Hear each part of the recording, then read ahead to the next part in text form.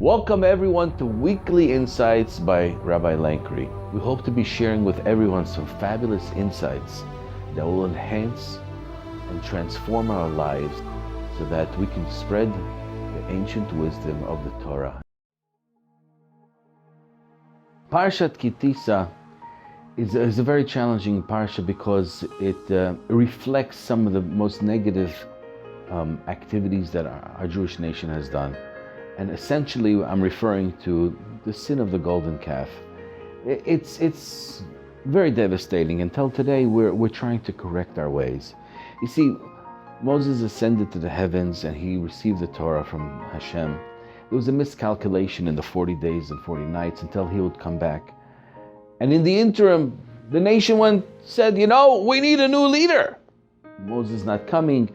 Chazal tell us, the Medrash tells us that they saw an image of as if his ark, meaning to say he was being carried by the angelic world, that he had passed away. So they were convinced that he is gone.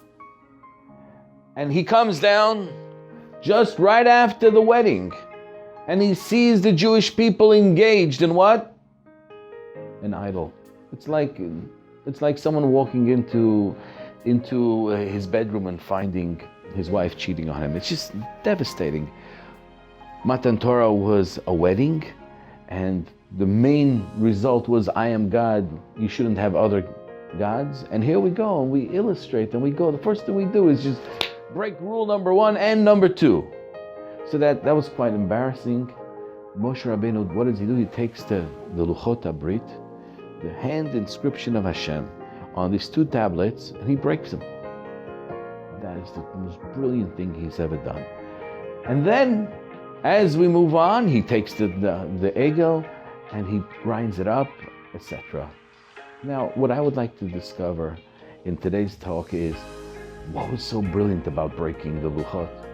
And secondly, what's so challenging to me is we're a brilliant nation. We have everything. Everything's going straight. Why would we pick a calf, a golden calf?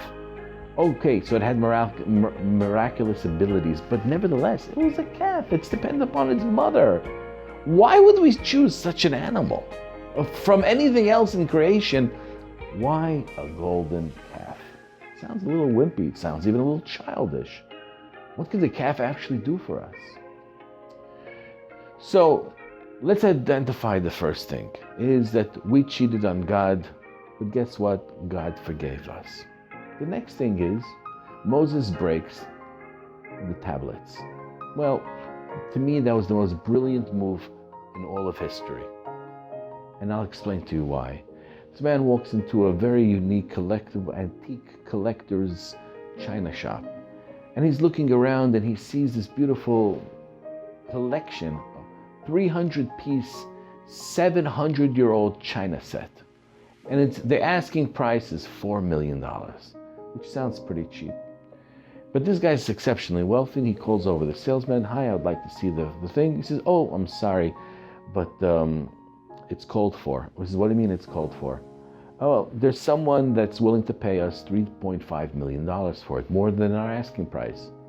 He says, I'll give you 4. He says, no, but he's a good customer. We don't really know you. I'll give you 5. No, we can't sell it to you. We already have a commitment. I'll give you $10 million for that set. I want it. I really would like to. My boss would give me a handsome commission. I can't sell it. It's already committed to the Prince of Dubai. So he says, okay, being that I'm a good customer and I'm going to be a future customer, can I at least see one of the 300 pieces? Let me see one of the coffee cups. Sure, he brings them down, takes a look at it. As he's looking at it, he says, wow, it's exquisite, it's beautiful, the details all inside is amazing. Look what? Psh, he drops it, crashes on the floor. The man is horrified, the salesman's horrified. What did you do? He says, I just bought your set. You see, the brilliance of Moshe Rabbeinu is, I'll take the Torah here broken, then give it back. He broke the Torah, he says, no backsies. It ain't going back. It's staying right here. Okay, we made mistakes, we broke it, we'll put it together, we'll do something else. But it's staying right here. First lesson of Moshe Rabbeinu is When you get something, keep it. It stays here. Even in a broken form, it's still yours. Now, let's try to understand what was the concept of a golden calf. You see, when the Jewish people passed through the Yam Suf, they passed through the splitting of the sea, they all pointed and they said, Ze Keli ve'anveu. They looked up and they saw the chariot of God. Ezekiel tells us, what did the chariot look like? Well, obviously it looked like a chariot, but it was being in the frontward part of the chariot. It had a man, it had a lion, it had an eagle, and it had a cow. That's the vision of Ezekiel, and he's telling us that is the chariot of God. What does that have to do with anything? So you see, when we look into creation, obviously man is the epicenter of all of creation, and that's the first image that was on God's chariot. It was the picture of Adam HaRishon, first man, and some people have the opinion it was Jacob, who looked similar to Adam HaRishon. The next thing was a lion. Yes, sure, a lion would be on the chariot of God because it's the king of all of the animal kingdom.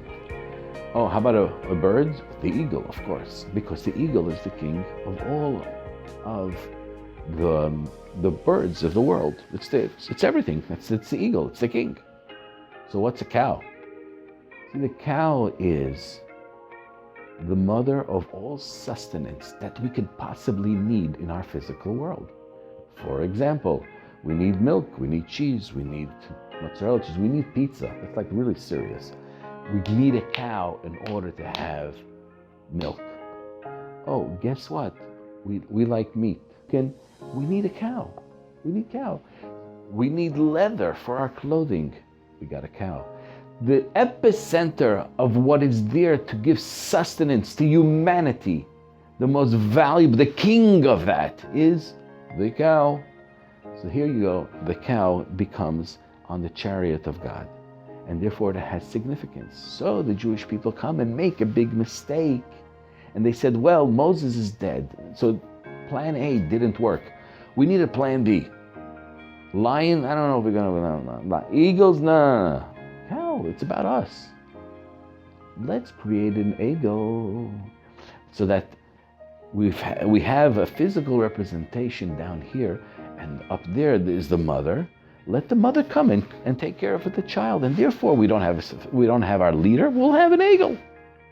Mistake is we don't need any intermediators. We go direct. It's not long distance for us. It's a direct call. Hi God, how are you? We just pray directly to him. That's the mistake. But the intelligence it was a big mistake. It was a very calculated, big intention. It was positive, but it was still a mistake. But you know what's the most fascinating thing? At the end of the parsha, Hashem says to Moshe Rabbeinu, Lech psol lacha shnei luchot avanim. Go and create another 2 tablets, and let's start over. You see, it's very fascinating. We started off, we cheated, but God forgave us. Wow. Then we went into the concept of the Torah has to stay here. We broke the luchot. After that, we made a big mistake. Most of all, the parsha ends off telling us we can make mistakes, we can cheat. Our lessons stay here. But when you fall, guess what? You get up and you move on. Get up and start all over again. Don't fall and stay on the floor. That's the way the parsha ends, and that's the lesson for life. Yes, we'll fall, but get up. Shabbat Shalom. Thank you for watching. Please click right over here to subscribe to our other videos that will be coming shortly. Thank you.